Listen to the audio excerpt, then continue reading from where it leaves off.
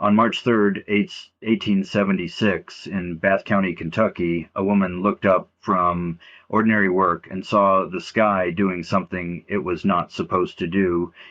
It was not raining water, it was not raining ash, it was raining flesh. The story centers on Olympia Springs near the Crouch family property. Mrs. Crouch was outside, often described as making soap, when pieces of something began falling around her. Later accounts said it came down like large snowflakes. That is the image that makes the whole thing stick. Not a single object, not a carcass dropped from a tree, a shower, small pieces, larger pieces, fresh-looking pieces, enough of them that the ground became evidence before anybody knew what kind of evidence it was. The sky, according to the famous version of the story, was clear. That detail matters. A storm can carry debris, a flood can move things that do not belong together, but a clear sky is supposed to be honest. And on that morning, the clear sky apparently dropped meat.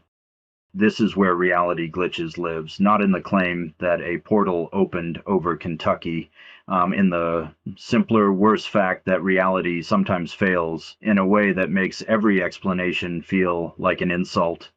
The news spread fast. The New York Times ran the story under the kind of headline newspapers do not get to use very often: flesh descending in a shower.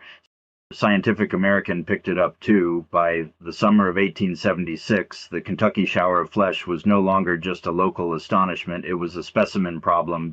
Because once meat falls from the sky, the first question is not philosophical, it is practical. What is it?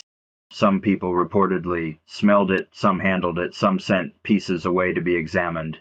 And because the 19th century was apparently willing to commit harder to field research than anyone should, some people tasted it.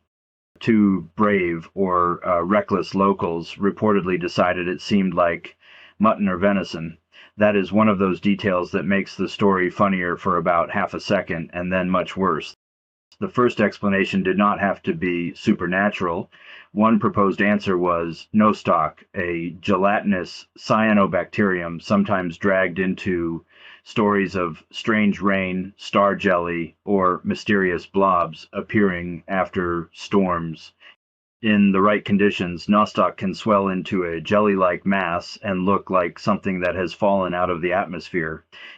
It was, a respectable attempt at making the story smaller, but it had problems. The famous witness account says clear sky, not rain, not a storm, not jelly swelling on the ground after moisture arrived. And then the microscopes got involved. Specimens were examined by physicians and microscopists, and the reports became harder to file under weird algae. Some samples were described as lung tissue, others as striated muscle fiber, others as cartilage or connective tissue. In other words, not a metaphor for meat, not a fungus pretending to be meat, something much closer to animal body. That makes the story less magical and more disturbing. A hoax was possible, of course. A lot of strange history has a person with a bucket hiding just outside the frame. But a good hoax has to answer the boring questions too. Why scatter animal tissue across a rural property? Why do it in daylight? Why leave enough material that people can collect and ship samples to scientists? Why create a prank whose main reward is that everyone in town gets to discuss the texture?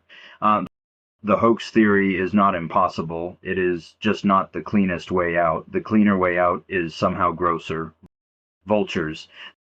The leading explanation is that a flock of vultures, probably feeding on carrion somewhere nearby, disgorged what they had eaten while flying over the Crouch property. Vultures can vomit when startled, threatened, or trying to lighten themselves for escape. If one bird does it, others may follow.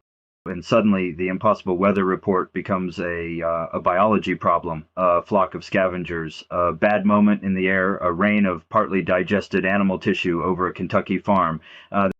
That explanation does a lot of work. It explains why the material was animal tissue. It explains why there could be different tissue types. It explains why the pieces could arrive scattered without a storm from a clear sky. It also explains why the answer never fully satisfies the human nervous system. Because when people say they want a rational explanation, they usually mean they want reality to feel rational again. Vulture vomit is rational, it is not comforting. The Kentucky meat shower kept moving through culture because it sits in that gap. It is ridiculous, documented, gross, scientific, folkloric, and probably natural all at once. It forced newspapers to describe meat as weather. It forced scientists to decide whether a falling substance belonged to the sky, the ground, the lab, or the stomach of a bird. And it left behind at least one preserved sample associated with Transylvania University's Musnik Medical and Science Museum, a little physical reminder that this was not only a tall tale told at a store counter. Modern testing has not given the story a perfect final species label. The sample is old, preservation is messy, contamination is a problem, but maybe the exact species is not the part that matters most. The deeper glitch is the category failure. Meat belongs to animals. Meat belongs to kitchens. Meat belongs to markets, tables, woods, bodies, predators, scavengers, and butchers. It does not belong to the weather. And for one Kentucky morning, the categories failed. That is why the story still works almost a century and a half later, not because it proves the impossible, because the likely explanation is possible in a way that still feels wrong. The sky did not need to become supernatural. It only needed to become a delivery system for something the ground was supposed to hide. And that is where reality glitches lives, inside the moment when the real answer is not less strange than the myth. If you want more strange true stories where the explanation keeps slipping, like subscribe and find the full archive at Archive of Worlds.